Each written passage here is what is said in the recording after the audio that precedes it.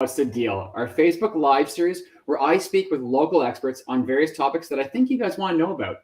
So this week I'm super excited. This week we're going to be diving into financing and investment advice through a financial advisor, and we're going to really dive a little bit further into the strategies for real estate investment. So our guest today is Adam Schacter. He's an independent investment advisor with Embark Wealth and Design Securities, a certified financial planner, chartered investment manager, and an associate portfolio manager as well, who spent the last 14 years serving businesses and families as well. So when Adam's not in the office, he likes to spend time reading and singing with his daughter, Everly, and dancing in the kitchen with his partner, Ashley. So overall, just a fun-loving kind of guy. So Adam, thank you again so much for being here. Really appreciate it. Thanks so much for having me. I really welcome the opportunity. Yeah, no, it's awesome. I mean, when we were chatting earlier and talking about, real estate investment, from my perspective, what I see in our world, at least, is, people buying condos or townhouses, duplexes or triplexes. And their mindset is, I'm going to own a property, I'm going to collect rent from a tenant. And that's traditionally what we do. And what really got me was when you said to me, like, oh, you know what, I see that very differently. And that's one of those eyebrow raising, in the real estate world, like, okay, well, tell me about this seeing it differently piece. Like, what does that really mean?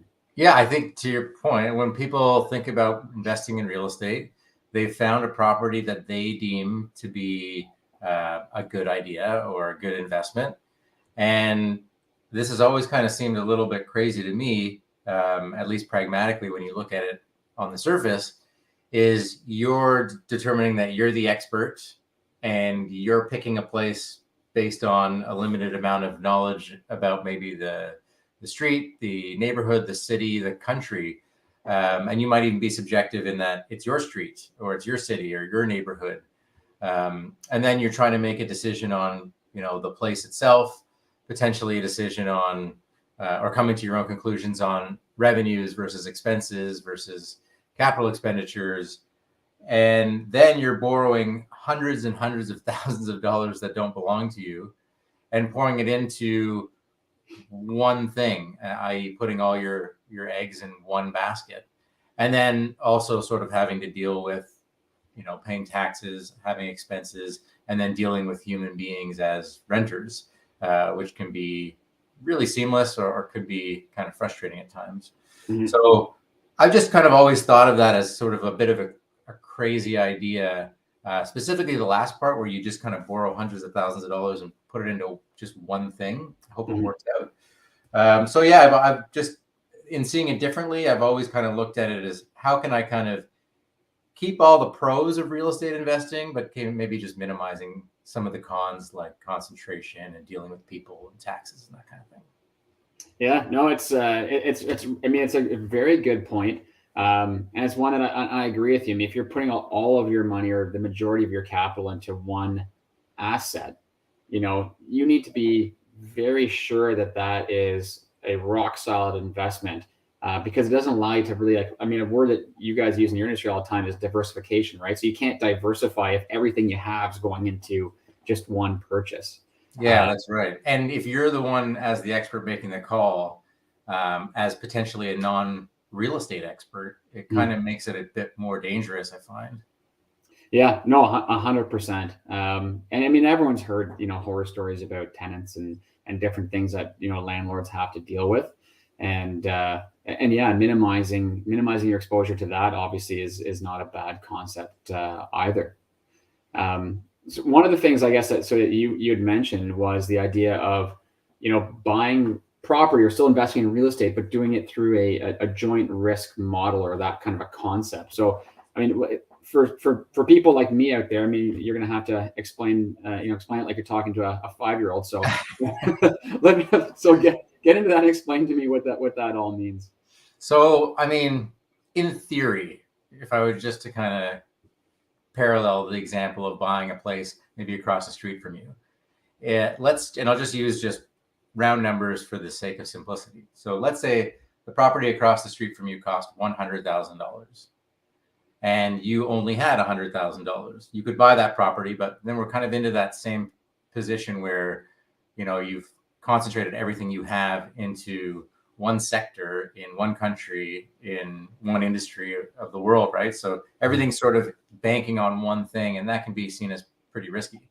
But what if potentially 5 places across the street came up and you still only had $100,000 and all those houses were exactly the same, $100,000 of value each, and you found 4 potential partners to co-invest with you. And so instead of buying one property with your $100,000, now you're in on buying 1/5 of 5 of the exact same looking property for $100,000 all in, $20,000 each. And so you can kind of get to see how the composition of your investment is exactly the same as it was before. It's $100,000 in a real estate, have a house type. It's just you own 1/5 of 5 houses instead of 100% of one house.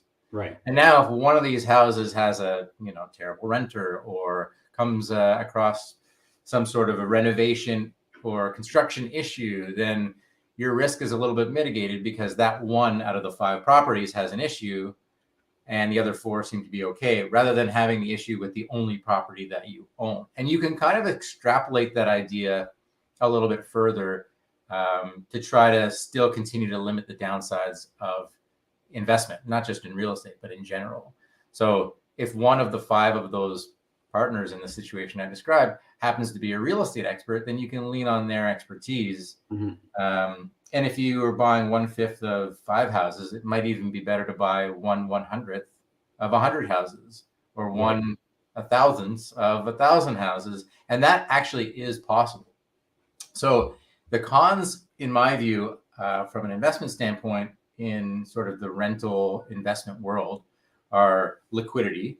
You put hundreds of thousands of dollars into something, and it's not like you can sell just the kitchen of a place if you have some sort of other investment opportunity. So you're kind of stuck with not being able to sell it quickly.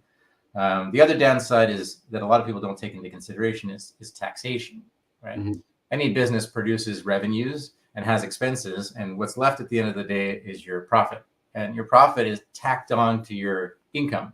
And if you don't do real estate for a living, then you might make $100,000 at your job, and then you would tack on the additional $15,000 of rental income on top of that. And so at the end, and those taxes aren't taken off at source. So at the end of the day, or at the end of the year rather, CRA is going to come looking for a big tax balance.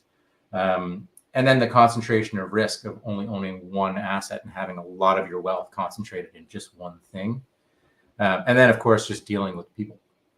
Right. So you can kind of, that idea of owning 1/5 of 5 houses versus all of one house, you can keep kind of playing with that and expanding out and out and out to kind of find what I would determine as a safer way to invest in real estate while keeping all the same pros. You're still in the real estate market, you're still in the rental market, you're still owning stable assets with decent cash flow, et cetera, et cetera. Right. And in terms of how would someone, so say someone likes that idea, they want to be a part owner in multiple real estate, products, but not an all-in owner on just one property. I mean, what's like a traditional or a common way for them to do that? Yeah, there's really 3 ways I can think of. The first one is just simple, like what I described. Just get a few people in a room and try to get like a syndicate type thing where you go together as partners and you buy into multiple. Yeah, business associates, buddies you grew up with, or whatever. Yeah. You just sort of go into a joint venture that way. Another way to do it, which is not, it's more typical that we see in my industry, but I'm not really a huge fan of, is buying REITs, the real estate investment trusts. So it's a company that owns, maybe 20,000 properties, and you have a proportionate share. So that is exactly the same thing. The only difference there is most REITs are sold on a public exchange. So you're sort of a slave to the ups and downs of like the public markets. And the public markets, one of the downsides over the short term of public markets is they're valued by the public. They're public, right? So if people become optimistic about, in this case, real estate, then you'll see the price of that asset, in this case, the public real estate investment trust, go up and down with sort of public sentiment. So so it's not necessarily like a true, mathematical view on like what it's worth. It's more if a lot of people go, oh, real estate's doing so well, I want to get into it. then that can bolster or increase the value of that. Just like anything public, like, Right. you know, if you go to a restaurant and you see the market value of the lobster, it's based on a lot of factor.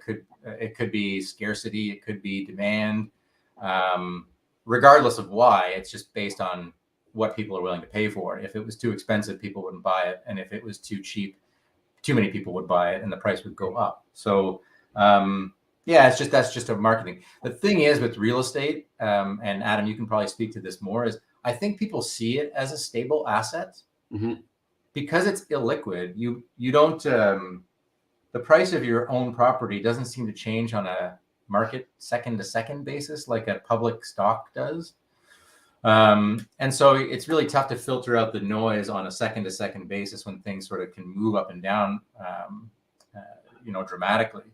And so the problem with, you know, a consortium, the difference between a consortium of investors that are your buddies or colleagues that go in like as a syndicate and buying versus buying a public REIT, the fundamentals are the same, except for that day-to-day fluctuation that kind of gives you that sinking or exciting feeling depending on where it's going. And that's really why people participate in real estate in the first place, is to not have that. So that sort of seems counterintuitive to the investor's objectives. The third way, and this speaks a little bit more to me and sort of how I run my practice, is finding the same kinds of things, a REIT, a consortium of professionals that have, you know, $20,000 properties, and you can buy proportionate ownership of it. You go and you can touch it. It's the same kind of thing as owning it on your own, except like I said, with professional management, maybe some tax efficiencies. We have the same concepts, but we would want to own it privately. So you are eliminating that downside of that day-to-day volatility and adding a little bit more stability to the asset. Over time, real estate's just going to do what real estate does, and it's not nothing we have control over as individuals. But it's much better if you're investing in real estate, if your objective is that stability, is to have that stability rather than, you know, having maybe less concentration risk, but taking instability on as a result. Well, so with private real estate investment trusts, you can kind of get the benefits of both, which is nice. Oh, that's interesting. So the private trusts would be ones like those are ones that are companies or organizations that you've tapped into that you have connections with, or how does that piece come together? Well, as an independent advisor, I have access to pretty much anything on behalf of my clients. So it's a really big world out there. So if we feel that, you know, multifamily residential is a nice type of asset to own in a portfolio, then we'll go looking for all the multifamily residential Canadian and US, for the most part, offerings that are out there. And we might not be able to cast a net to grab them all and then just analyze them, but we could grab a lot of them. And then if we do find some other ones that we just never really found out about in the beginning, then we can kind of add them to our world. And just, you know, if I found the three top ones subjectively, in my opinion, to add to a portfolio, I wouldn't add the second best or the third best ones to people's portfolios. You know, it's a subjective, quantitative opinion on what the best multi-residential family private real estate investment trust would be.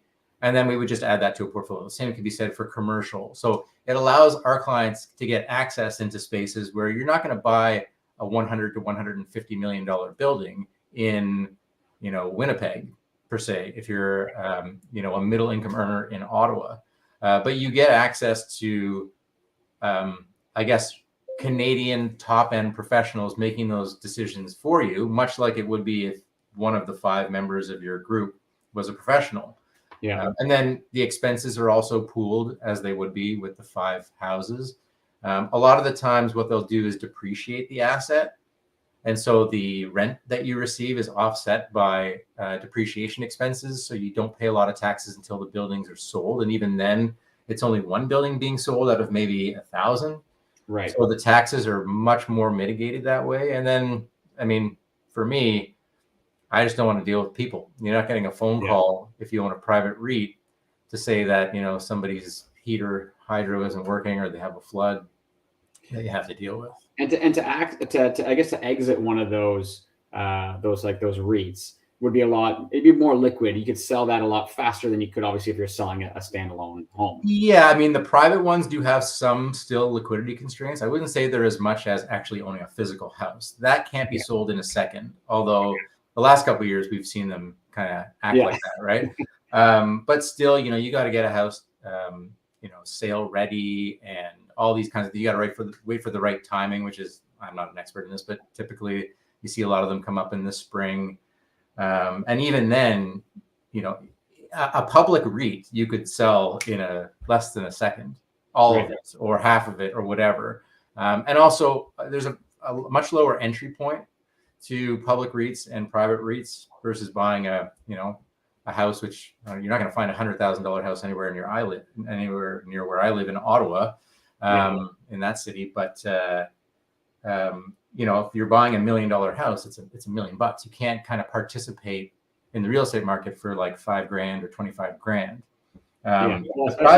You're buying an investment property. I mean, depending on the price point, the minimum you have to put down is 20%. And then once you start going over the $1 million range or getting into multi-units, then, you could be at 35% down as a minimum requirement. Yeah. It's a sizable amount of liquidity. Yeah. And the private REITs that I'm referring to that we participate in are monthly. So they're not second like a public REIT. So if you're buying an investment into private real estate, you can get pieces of what I'm told these days by these particular experts is, medical commercial, like medical office buildings seems to be a good go, where I just don't think that a lot of people are looking there. And then also there's a lot less competition in the $100 to $150 million residential apartment building. And with rents coming up and, incomes not like meeting that, and new Canadians coming in, I think the government has a mandate of 500,000 new Canadians per year. Interestingly, a lot of them actually land in Ottawa. They do, yeah. I mean, not Montreal, Edmonton, Calgary. It's more that it's just Ottawa is a hub that almost, I think the stat was close to like half of the new immigrants end up staying in Ottawa for a good length of time and either renting or eventually getting into ownership. So it's a very important piece to our market for sure. The thing is with new Canadians is they're not existing homeowners, and it's becoming harder and harder to buy a home for those reasons, especially with interest rates going up. So the rental building, as opposed to owning a rental property, is seen to have more sort of tailwinds to it. That's, at least this is what most real estate experts in that space tell me. And so they've also sort of locked in financing on like 10-year terms rather than 2 to 5 year terms. So the interest rates of a lot of these entities are in the 2.2 to 2.7 range, and the length of time that will continue for is 6 to 7 years. Yeah. So they're kind of locked into lower rates for a longer period of time as well. So there's a lot of nuances or reasons why there's maybe an advantage to that versus kind of determining, I think this house is the house that's going to make me the most money. I also want to mention that there's intangible, non-financial reasons why you would want to buy a house and rent it out. Right. A lot of people, that's just, they've seen that's how their parents or grandparents or people that they know that are wealthy have made money, and they just want to do that too. A lot of people, like I've got a good buddy of mine that just loves putting the work in kind of thing. So he loves being a landlord. So for those clients, I do recommend buying a property. I mean, it's not always just running the numbers, but certainly if it was just about the numbers, I don't think that, the numbers would support from a risk reward perspective, just going out and buying the place across the street.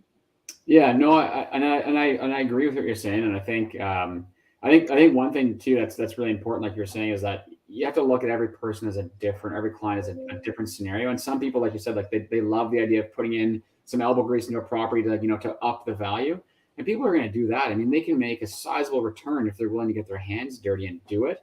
And if they're happy taking that on, they have bandwidth in their lives to do it. Then I mean that is a great way that they can really jump up or force appreciation on a property. Oh, yeah. But for some people who want to sit back and do absolutely nothing and never have a phone call, and they're going to buy a place and hire a property manager and be hands off, I mean, a lot of what they're doing is giving away the upside potential of the asset while still taking on the full risk. So from that perspective, those people I look at and go, well, maybe they're better suited to investing in something that you're talking about there, like like in a private REIT. Yeah, I mean, one other thing to consider in all this is the concept of leveraging, which is really borrowing hundreds and hundreds of thousands of dollars that don't belong to you and buying an asset. Yeah. And people think of leveraging or, doing what I just described, borrowing a bunch of money and buying an asset and buying a home with it. I mean, in theory, you could borrow hundreds of thousands of dollars and buy whatever you wanted with it. It would be best to do so with a very, very long time horizon. So more than 15 years, if you were borrowing money and buying something, and you want to make the asset that you buy as productive as possible. So I'm not talking about your own home, because we all need a roof over our head. So there's many, many non-financial reasons to own a home. I think everyone should own a home. But my view is, I think that the borrowing portion can be unleashed under the right scenario, because banks, for some reason, only will lend you hundreds of thousands of dollars that don't belong to you at a below, market value interest rate if you own a home. Right. Or if you're going to buy a home and then own a home. So they like that. And so to get access to that borrowing, you can borrow hundreds of thousands of dollars that don't belong to you. And like I said, buy any asset. You could buy a brick of gold or whatever. You could buy any asset. And when you do that, you just want to make the asset that you end up buying with money that doesn't belong to you as productive as possible. And the idea is that the production that this asset provides you is less than the cost of borrowing from the bank. And so to get that lower interest rate, that subprime hundreds of thousands of dollars, you really can only do that if you own a home. Yeah. Yeah. So being able to unlock. So you own a home, step one, I guess, you buy a house, you start paying down your mortgage, take care of your property so that the value goes up. And then at that point in time, you unleash the differential there, your equity. And like you're saying, you can use that and plug it into whatever asset you want to plug it into from there. A lot of different things, right? You've already actually done it with your home without really maybe thinking about it that way. Is you borrowed hundreds of thousands of dollars and put it into something that you hope is productive. So productive means it's going to appreciate in value and it's going to pay you while you own it. Now, your own house doesn't pay you while you own it. It's actually the other way around. You pay into your own house. Mm-hmm. But you need somewhere to live, right? A second property would be considered a productive asset. There's a whole host of pros and cons of doing that, but really you could own any asset that's productive and you try to make it as productive as possible so that you can profit from the difference between borrowing and productivity. The other thing is a lot of people make money in real estate. We hear that all the time. Yeah. And it's the component of leverage, in my opinion, that makes them the money or breaks them the money in some tragic cases, right? And so leverage is the part that's the most dangerous, but it's also the part that makes it the most profitable.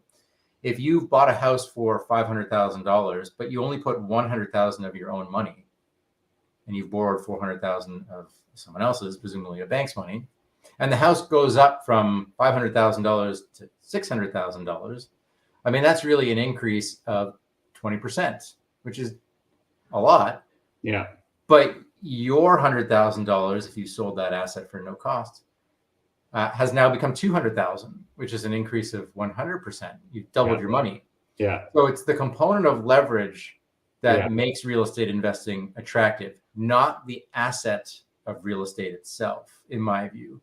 And you can really buy any asset. Real estate is a productive asset. There are others that are more productive. Most people typically will remortgage a house and leverage, borrow more money, and buy another real estate asset. You could buy any asset that you wanted, as long as you were careful in borrowing, because that's working with maybe like a financial planner to determine whether it's like a good part of an overall long-term strategy would probably mitigate the risk of just, carelessly borrowing a bunch of money and leveraging properties or other assets. But I would strongly recommend like a 15-year time horizon, the ability to carry the interest rate, which is higher than it was a year ago, and all these other factors that could be factored into maybe like a longer term plan.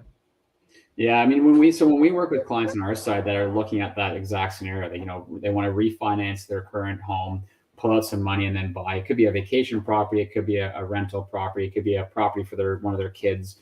We always put together a pro forma for them, and we look at, okay, well, what's your one your 5 and your 10-year look like. And we make sure we build into that pro forma, some capital, costs that they're going to encounter. Like any home at some point in time, roof, windows, furnace, air conditioner, that stuff's going to happen. So you need to have some kind of a budget or a bandwidth to absorb that when it does. And truthfully, I mean, it's hard in today's market to find a property that'll cash flow neutral. So people thinking, oh, I'm going to buy a property, I'm going to have all this rent money coming to me. You will have all this rent money coming to you. That's true. But then when you take out and you back out all your expenses, I mean, a lot of people's goal right now is to try and hit cash flow neutral on it, because to get cash flow positive in today's world with a single unit property, we don't see it. When you get into the, like the 3, 4 and multi-unit world, which is a much more expensive world to jump into, that's when you start to see some cash flow opportunities. But it's rare. It's very rare. So people can't think the cash flow is going to fund, any maintenance or any issue that comes up, because that's not true. You need what's actually maybe even worse is you could have a cash flow neutral property, meaning all the dollars that come to you for rent are going out into things. Like more paying your mortgage, paying a property manager perhaps, or paying property taxes, insurance, all those kinds of things. And you end up being cash flow neutral, meaning the money you've received just kind of goes out and there's really no additional cash flow. But that's not the same as profit. The thing is, in most cases, the mortgage has two components, the principal part and the interest part. And only the interest part is an expense from a profit perspective. Now, even though you're still paying from a cash flow perspective, the principal, that part doesn't factor in. So even though you might have a cash flow neutral property, you might still have a profit for tax reasons. So you are cash flow neutral, plus you have to pay taxes, which makes it, which ends up being a cash flow negative property after taxes. And then I think a lot of people should factor that in. Yeah, no, that's a really good point. And you're 100% accurate that the only piece that you can deduct from your taxes is the interest component on that mortgage. In most cases, unless you're depreciating the asset, at which point you're just kicking the tax can down the road. When you sell the property, you'll realize it then. Yeah, and we've had some people who have inherited properties from their parents, and they're like, oh my God, it's a gold mine, but their parents depreciated that property, so if they go to sell it, I mean, there's a big tax bill waiting for them whenever they go ahead and do that. So I mean, in terms of what I guess you and I had talked about previous, I mean, I think we covered most of it here. That the idea of thinking differently would be, it doesn't have to be just buying one house down the street or in the same neighborhood that you like. I mean, you can look at getting a group of people together to purchase multiple homes, which mitigates some risk. Other option is investing in some form of a real estate investment package, which you were mentioning. There's the public version and there's also the private version of that. And then the other thing, which I thought was really cool, is buy a house, own a house, pay it down. And as you do that, you have the option to use some of that money. You can unleash some of that money to buy another asset. It doesn't have to be a house, but it could be under the right conditions. If it's part, I mean, you really want to be very, very careful, I think, with leverage, whether we're in a low interest rate environment or a little bit higher than a low interest rate environment, which is what we're in right now. I just think that, I don't know, I'm probably biased here, but I think using a professional to help with decisions, the big decisions, like which house should I buy? Buying a house is the biggest asset that you will ever buy. And using a professional to be like, how many hundreds and hundreds of thousands of dollars should I borrow that aren't mine, that I have a liability to pay back at an interest rate? I mean, that's another question that I think you just should have a professional for. And then also, if I'm going to be doing those two things, buying a house and borrowing a ton of money, how does that fit in my overall strategy, which is a different professional, question entirely.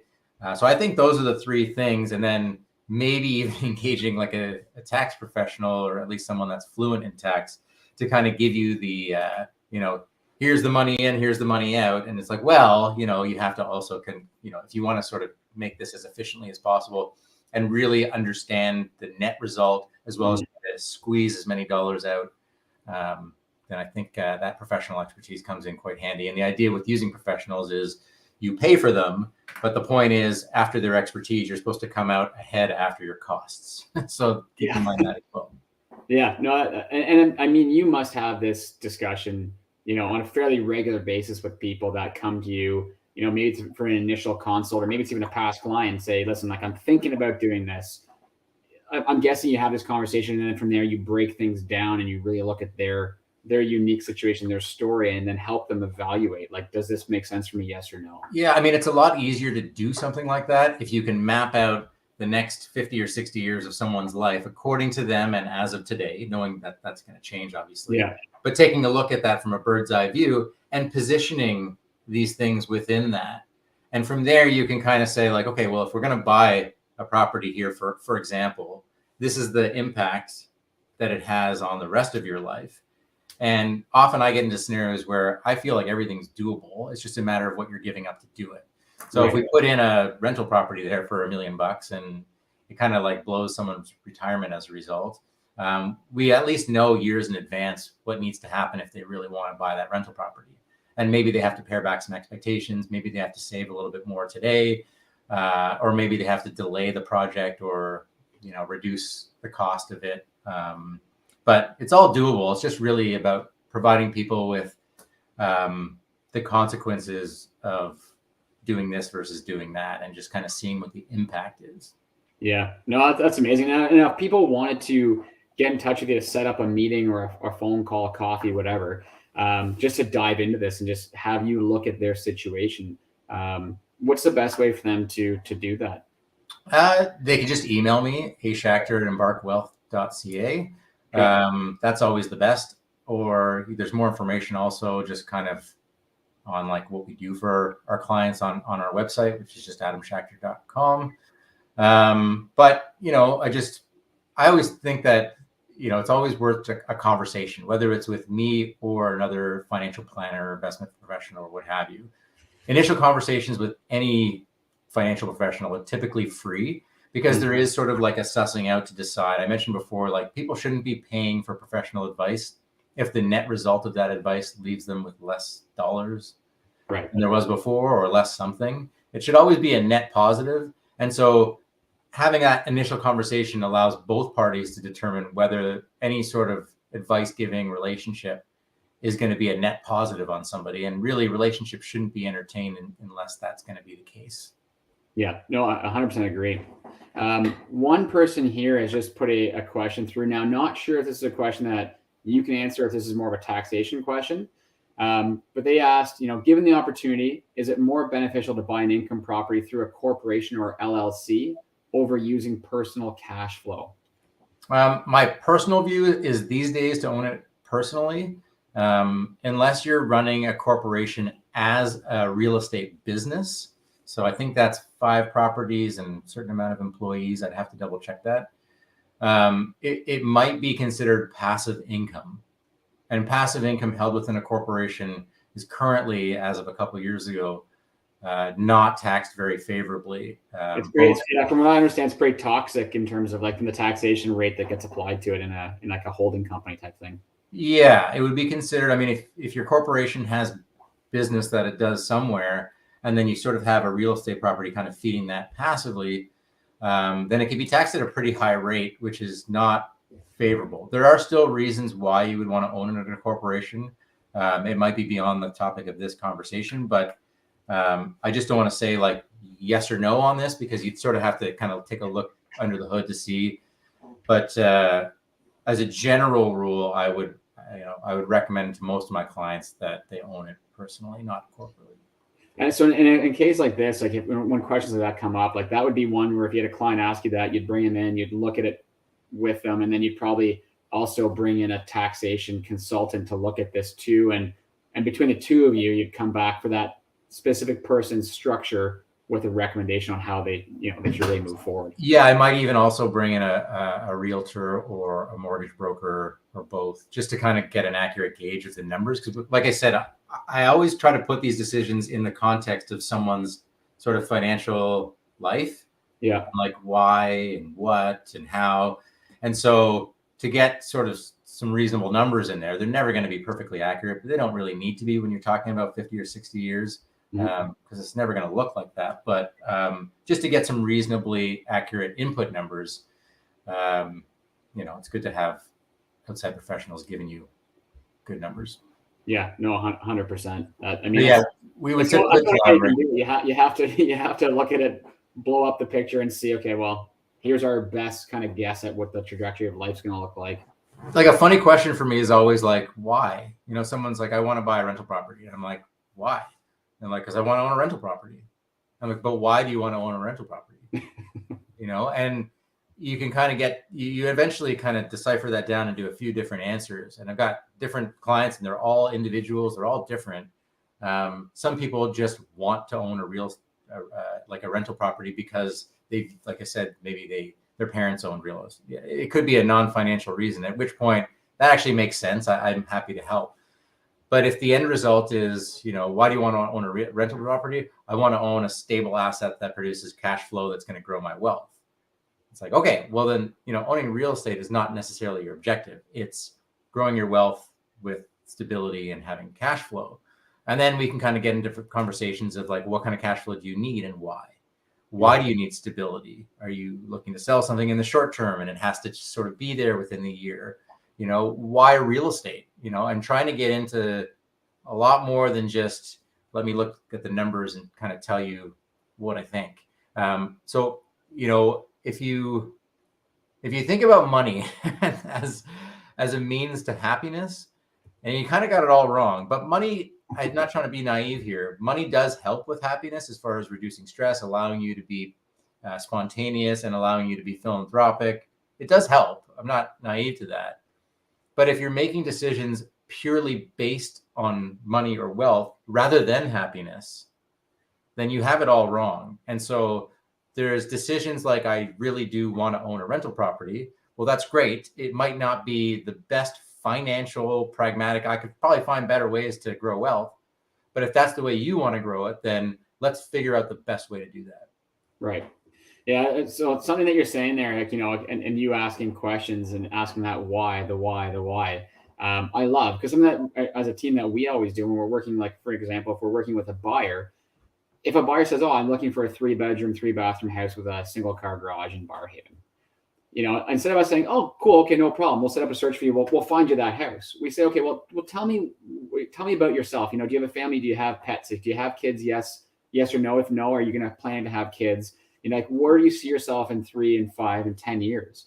And from there we go, oh, okay, well, you know, you're saying this, but have you considered maybe this neighborhood or this type of house? You know, and here's the reasons why we see that. Because again, we're not just going to, you know, assume that they're the expert and just go ahead and find them that one thing. We ask them the questions, they're like you're saying, like we ask the whys to figure out, well, maybe is there something better that exists for them that will help achieve, you know, that same end result. Totally. And I mean, if you can get to the why, then you can address the why. And it could be that the person that you're kind of asking why to is rigid, and you end up sort of helping them out in whatever it is that the solution that they've sort of determined. But maybe you have a couple options for them that they would have never really, and that might be more efficient or might not be. But it's good to have those conversations, because then your advisor-client relationship becomes much less one-sided. You're not opposing figures. We're working towards the same things here. So I just want to get a gauge a little bit more of what you're looking for so that I can use my expertise. Because the more someone tells me or someone like you, Adam, about themselves, the more I'm sure you agree, the more I can help them get them to exactly what they want to go, where they want to get to. And these things are, in my business at least, are like, we work with our clients for multiple decades on an ongoing basis. So things change so often that we're constantly reworking these projections and these plans based on, again, someone's version of what the future looks like as of today. And then maybe a year from now, someone's version of the future as of today looks a lot different. So I can imagine if you're onboarding someone that's, let's just say, I don't know, in their 30s, you know, pre-kids, you know, maybe doesn't own a home yet. And then, you know, every year between 30 and 45, you have that sit down meeting, the amount of things and variables that will change in that person's life that wasn't mapped out the very first time you met must just be astounding. Not even that. There's so many unknowns that I'm using conservative but reasonable assumptions on things. Like, I don't know how long to make a plan for someone. I don't know when they're going to die. And that's how long we work with people. So I have to be sort of, you know, humble in that, is like, I can't provide a perfect, accurate depiction of the future, but this is kind of like not bad. And then you sort of work with it. And over time, I think it becomes sort of an ongoing collaborative effort where you're just having, like, it's conversational. It's very, very conversational. And it's not the conversation is not numbers based, but then based on those conversations, I can kind of interpret those into numbers and then sort of present to somebody of what that all looks like. Yeah, no, that's amazing. I love it. I love that there's certain like kind of common threads or themes between these different industries and how we both operate, which is really neat. For sure. Well, this was amazing. I think we covered a lot of good stuff here. I think there's a lot of meat for people to kind of go through on this. And if they have questions, they can reach out to you directly. If they're having a hard time finding you, reach out to me and I'll put you guys in touch. But no, I wanted to say a huge thank you again. Like this was amazing. I personally learned a lot. So no, I really enjoyed it. Oh, it's my absolute pleasure. I could talk for days and days and days on this. So it's my absolute pleasure. So I really appreciate you having me on. Yeah, no problem at all. All right. Well, thanks again. And we'll chat again soon. Awesome. Hope to see you soon. All right. Thanks. Bye. Bye-bye.